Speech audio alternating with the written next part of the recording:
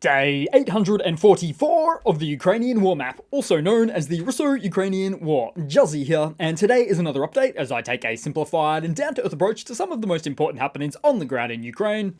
So, starting off, we'll take a look at those Russian losses, as currently Russia sits on more than 527,000 military personnel losses, representing an additional 1,080 in the past day. Then as for hardware losses, 2 tanks, 18 APVs, and 14 artillery. And as a further note, I'm close to the completion with my percentages project, which should have some inclusions of things you might not have even thought to be ideal additions, so I'm really looking forward to that one and hope you are too. Then headed across to the map, as early this morning, Ukrainian drones reportedly attacked the Novolipetsk metallurgical plant, the largest steel plant in Russia. And the significance of the target cannot be overstated, as the plant is a crucial component of Russia's industrial infrastructure, particularly for its military utility, used for a wide array of applications including the manufacturing of military vehicles, weapons, and other essential equipment. Then headed further up the map, as the Smolensk district of Russia, a sabotage incident has been reported in the area, with partisans from the Atesh group once again successfully destroying a relay cabinet on the critical railway line. This railway serves as a vital transport corridor, with the functionality of key companies such as Transneft, Gazprom, and Rostec heavily relying on this railway branch, as it facilitates the production and transfer of military equipment from the central parts of the Russian Federation. Then we head all the way down to Tikhoretsk, a city located in the Krasnodar Krai region, as residents have reported hearing explosions in the air accompanied by intense anti-air fire. The nature and source of these disturbances remains uncertain, however it is right where a Russian airfield is positioned, and that's unlikely to be a coincidence. And truly, it's a target-rich environment for Ukraine in this region, with at least a dozen Russian airfields just beyond Crimea and the Donbass. And clearly, with what we've seen, one too many airfields to protect, with limited Russian air defense installations, as we've already seen. Then overnight in Rostov, as an explosion at an electrical substation lit up the entire sky with an intense blast, suggesting significant damage to the facility. Eyewitnesses reported multiple explosions at the substation, raising concerns about the stability of the region's electrical infrastructure. So it was a busy night, with reports of drone sorties flying from Ukraine into Belgorod and the Voronezh Oblast as well.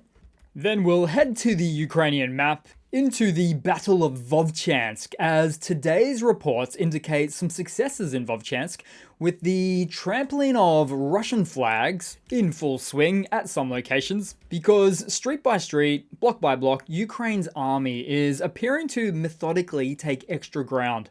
This latest footage and stills was taken at the very front lines of the urban warfare environment in the town, and not long after Ukrainian airstrikes cleared the zone for moving into. And the same can be said for Hiloboka, where early reports claim successful counterattacks into the southwestern region of the settlement, liberating some rural terrain and adding some grey zones to some of the town. And so through all of this, there is no shortage of Russian-voiced concerns and setbacks for this region, with, for instance, Anton Andreev of the 109th Regiment describes heavy losses under Ukrainian fire and drone attacks. His unit, once 100 soldiers in size, now has only 12 survivors. Andreev's account also reveals desperation and a disregard for soldiers' lives by commanders, with the commanders not letting up on the offensive operations, even in the face of some harrowing conditions. All of which sharply contrasts with the Russian MOD, or the Ministry of Defense, reports of successes in this whole area. Then headed further down on the map, near to where Donetsk and Luhansk intersect, as Ukrainian forces took up and liberated some land in the forest just southwest of Crimea.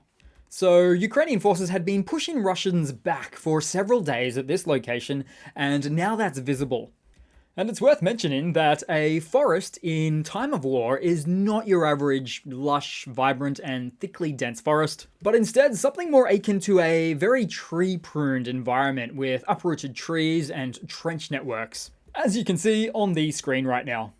Then, taking a look around the map, somewhere in the east, we'll start out. So, Ukrainian military personnel from the 57th Separate Motorized Infantry Brigade destroyed a Russian BMP.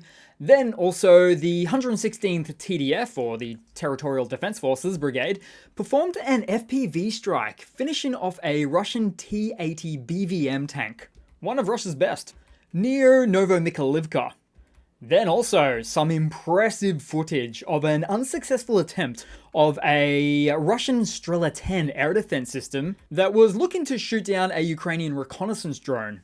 The Russian surface-to-air missile passes within a few feet of the drone, but fails to detonate. Now, for this Russian 9M37 missile with its proximity fuse, was clearly expecting something much larger to hit, as the missiles are optimized for larger fixed-wing aircraft or helicopters instead. Then also in the east, we saw multiple Russian BRD-M2s hit by Ukrainian FPV drones, again in the Novomikhailivka area, with the BRD-M2 an interesting entry to the Russian portfolio. Produced from 1962 until sometime in the 80s, is a platform we've only ever seen about a half a dozen times deployed by Russia in Ukraine, as before June there were only 7 ever recorded in the field. Reason being, well, apart from their vintage and lack of vehicles for Russian forces, their armor is only suited for small arms fire and shrapnel, and their cannon is, well, in fact, it's not even a cannon, but instead it's using an MG of a much smaller caliber. So it reminds me of Russian propaganda, which was telling us a long time ago that their army was saving the best till last. But we just don't see that outcome in the data. Then lastly in the east, we saw another high-tech Russian tank capture, as it looked like the Ukrainian army captured a sandcrawler from the Jawas on Tatooine. Then we'll swing across to the west as Osetin, a Russian military correspondent, reports widespread alcohol abuse among Russian troops in Kherson. He claims excessive drinking has led to unnecessary deaths, risking entire squads if even one soldier is drunk.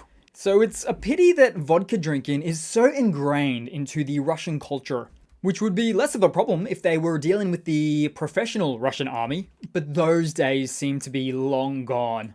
And for some time now, Russia has been quite well aware of problems with soldiers drinking, but they've never been able to root it out of their army. And they cannot. All it takes is looting a home and finding the much desired liquids, and by much desired liquids, I also mean tile cleaner, as we've seen previously.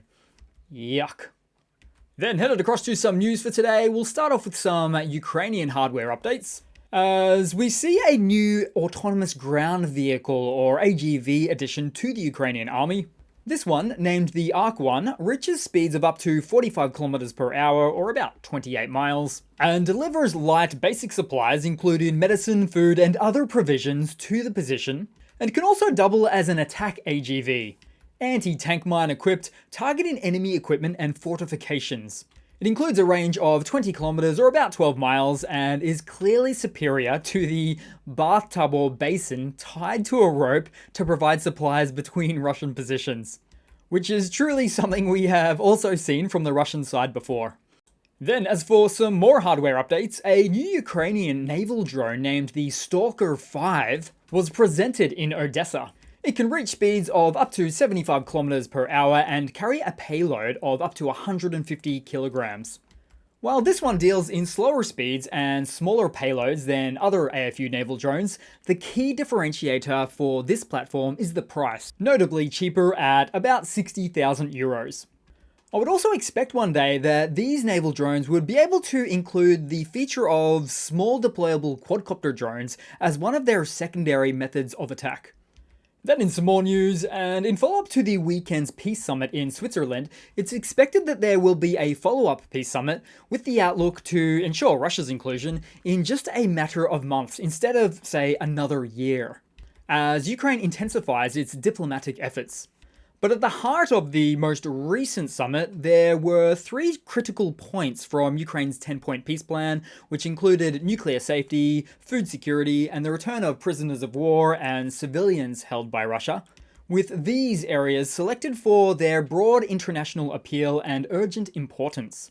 The deputy head of President Zelensky's office also announced that ministers and advisors from various countries, including France, Turkey, the US, and Germany, are prepared to hold further thematic meetings on these points, as these discussions are expected to lay the groundwork for the next summit aimed at establishing a lasting and just peace.